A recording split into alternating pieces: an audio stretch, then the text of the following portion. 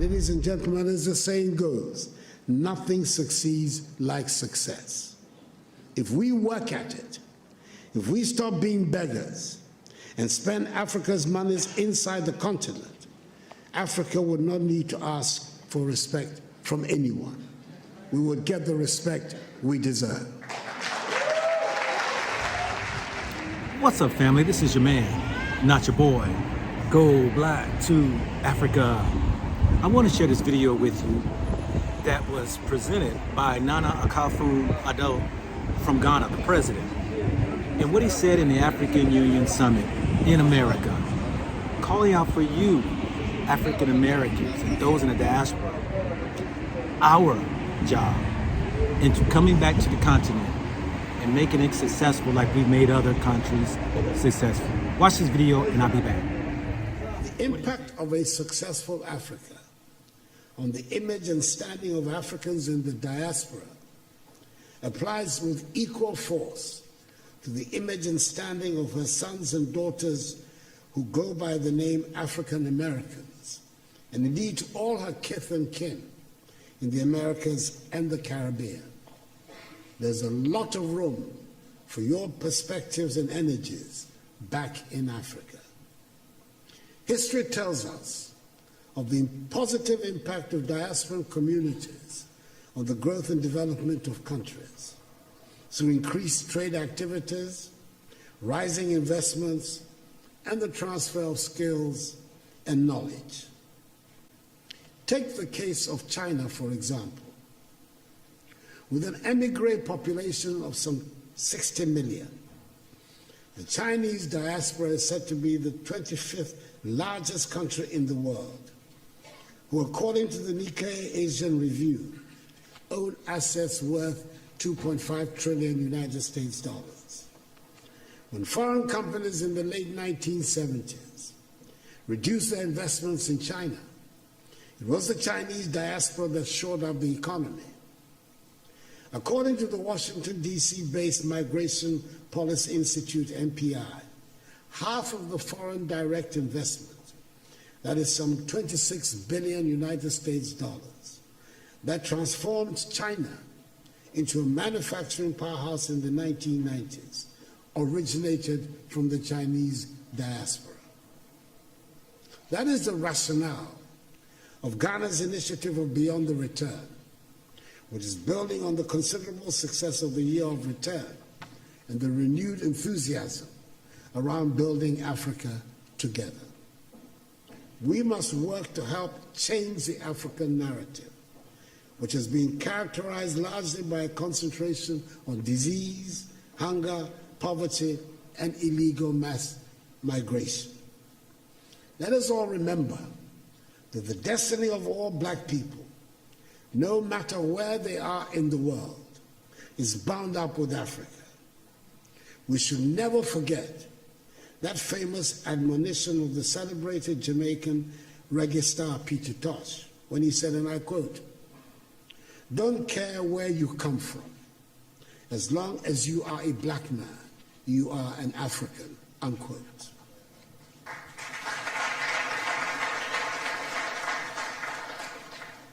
We must help make Africa the place for investment, progress, and prosperity, and not from where our youth flee in the hope of accessing the mirage of a better life in Europe, Asia, or the Americas.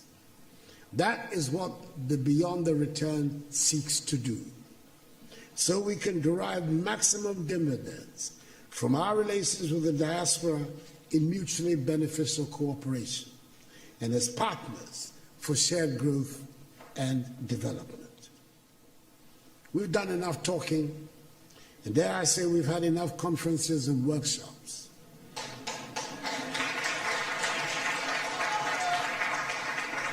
We know what we need to do.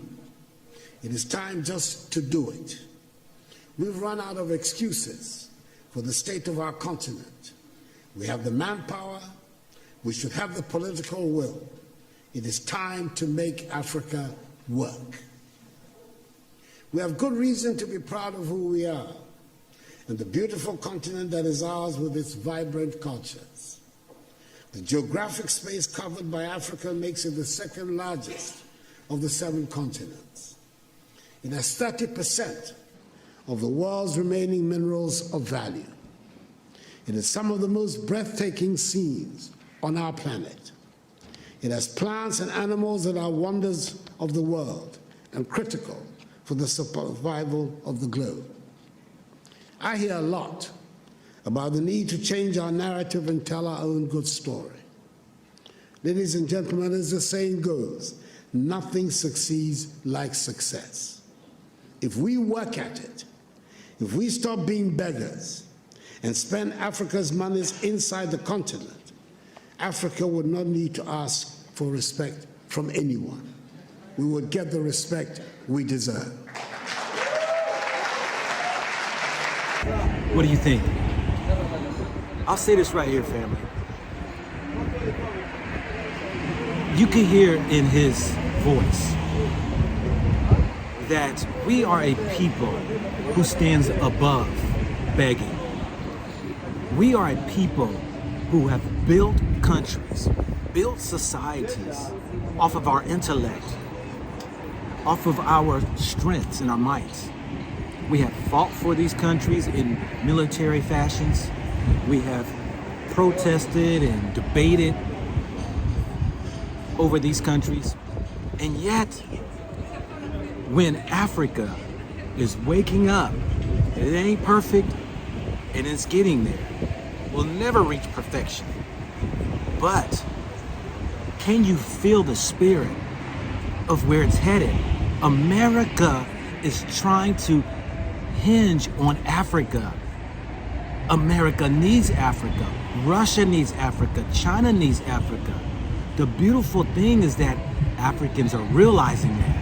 And once we get to a place and understand the power that we have, family, would you stay in a country where you're not respected because of your skin color? That statistical data still shows how we linger far behind in wealth transformation. We linger far back in education, in home ownership, in business loans, in housing loans. Here in Africa, I'm in Tunisia right now, the 26th African country I visited onto my 27th. I'm finding that people are starting to step into their abilities, their gifts, their talents. They're starting to realize they're not poor people from what was said. Always with their hand out, begging. What are you going to do for your children's children? Are you going to leave them in a sinking ship? Are you going to create a link, something, a connection, a bridge to Africa? When you watch what's going on in America, the news of how even the black community has exploded, it's at its lowest place, fighting, destroying one another. Can you see how the judicial system is standing on the backs of people of color in order for these privatized companies or corporations to make trillions of dollars off the incarcerations of people? Can you see when you have the Karens and the Kens that violate your human rights, keeping you from property that is rightfully yours, your own neighborhoods, public places? Can you not see the tragic events when police seek out a black man or a woman only to destroy? When you see this, the system is numbing you to ignore it or to play it as though that it is nothing. I'm saying, wake up, create a bridge, a link to Africa, because Africa is the now. Africa is the future. Y'all know I got 3 properties and I'm on to get many more business opportunities in order to have that bridge for my children, children's children.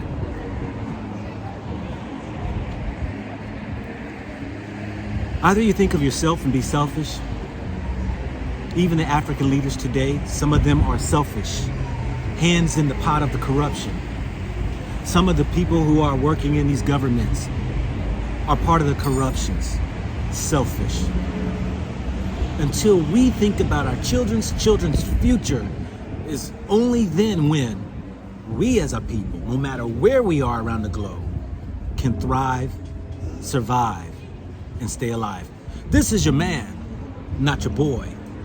Go black to Africa. Think about it, think about it, think about it, think about it, think about it, think about it.